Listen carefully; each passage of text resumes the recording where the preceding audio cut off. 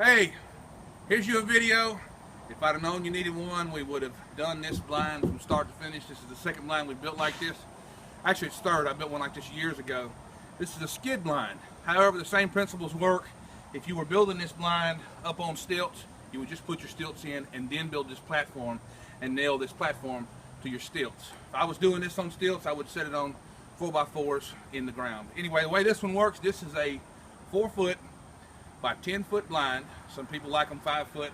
We like to jump out of them a little bit easier. And my dad, he's a little bit slow getting up, so it's easier for him in this little blind to grab the front and pull himself up.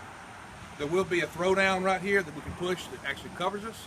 Anyway, the way this one is, it's 2x6s running the outside span. 2x6s run that way and make a skid, okay?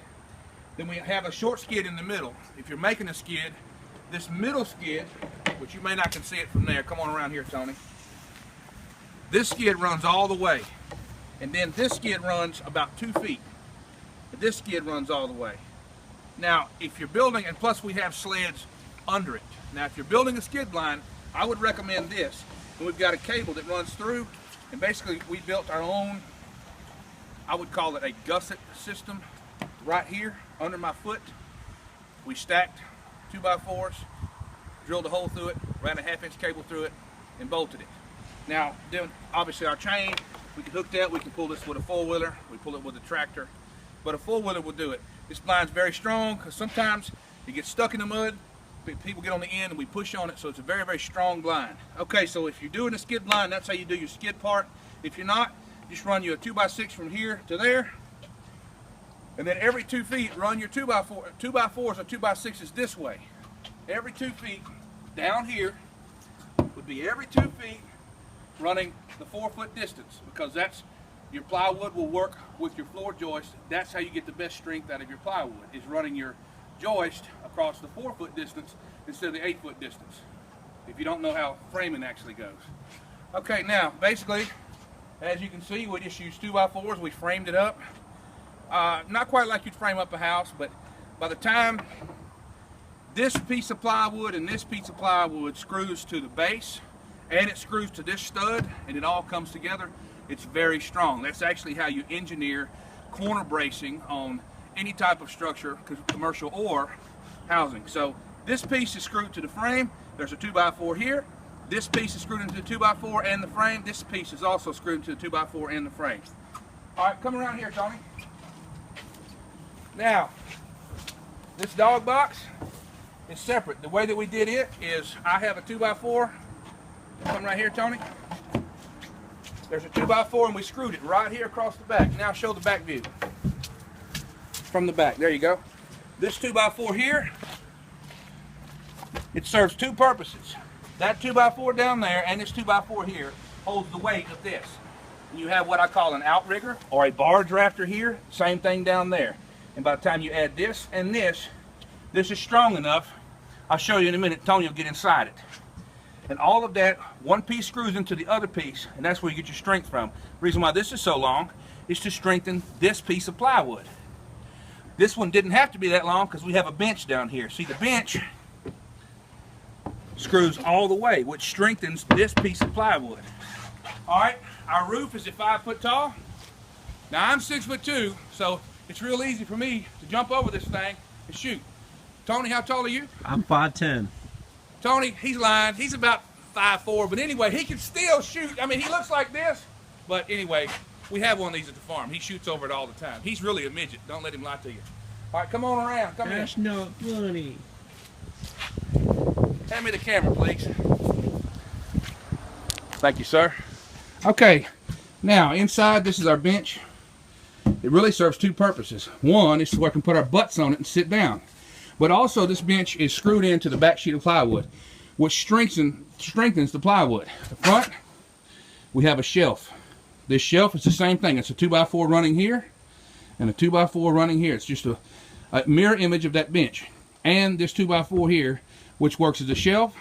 We got shelves in the corner, but this works as a shelf here, and it also holds what we call our throwdown, which we build out of metal or steel.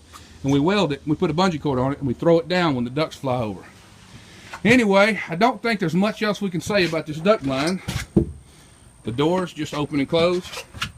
We prefer using spring hinges just so they'll shut automatically, but you can use whatever you want to use. Our roof, real simple. 2x4s, 10-foot centers. We back our roof up just a little bit. When I'm sitting under this blind, I'm completely under it. I'm out of the weather. It's all good. Dog box. Tony, go ahead and get in there and show them how strong it is. My big butt getting in here. I can sit in here just like this. Actually, I actually made that just for Tony because he's not allowed in the blind. All right, now that we got you, you've watched this long, you got to give us about 30 seconds. You see this right here? This, my friends, is what we call a swamp rig. Now, Tony, grab that dozen right there. Yeah, I know, you've seen them. Everybody's got them. But you haven't bought ours. That's the difference. I don't know why ours would be any better than anybody else's, but they are. So just believe it. So, anyway, we got them in all kind of colors. You just saw green. There's red. And the infamous black. Now, the beauty of these rigs is... Pull one off, Tony. And show them why they're awesome. And for some reason, they're more awesome than anybody else's. I don't really know why yet, but they are. Now, that was pretty easy to untangle that. Now show them, basically throw it down.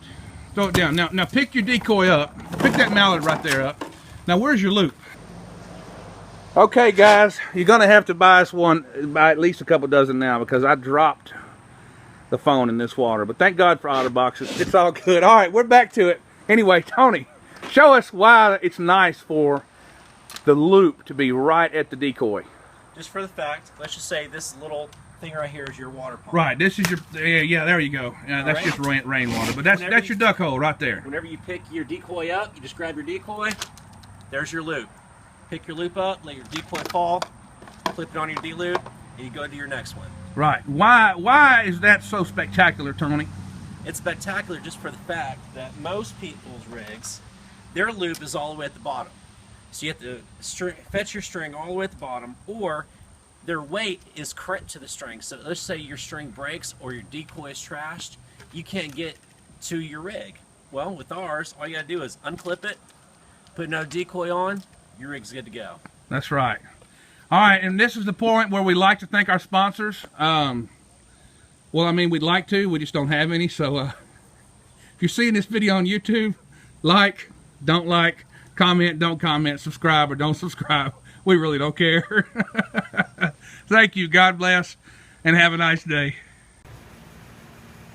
All right, one other thing, or maybe 4 other things, but first of all, if you don't have a pintail jack, you're not living. You haven't lived until you had a pintail jack and a southern speckleback. All right, now see this decoy? Zoom in, please. Yeah. If you don't have a southern speckleback in your spread, you ain't killing jack. You hear me? Now, but what I'm really getting at, the swivel here, 2 things about the swivel. Number 1, which is the good thing about having a swivel. When this decoy gets shot, and God forbid, I hope nobody shoots my beautiful pintail jack. I mean, this is one of a kind. You shoot one of these, man, you got to get in the Guinness Book of World Records. But when this decoy gets shot, I don't ever shoot decoys. Tony says he never shoots decoys, but they get shot, okay, and you guys know that they do.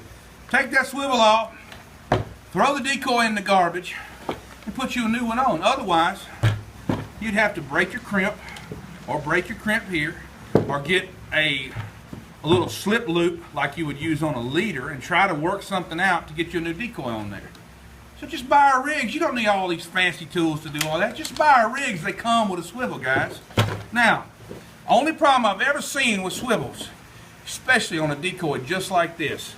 See the predicament that swivel is in? That is very difficult. I actually drilled my own hole.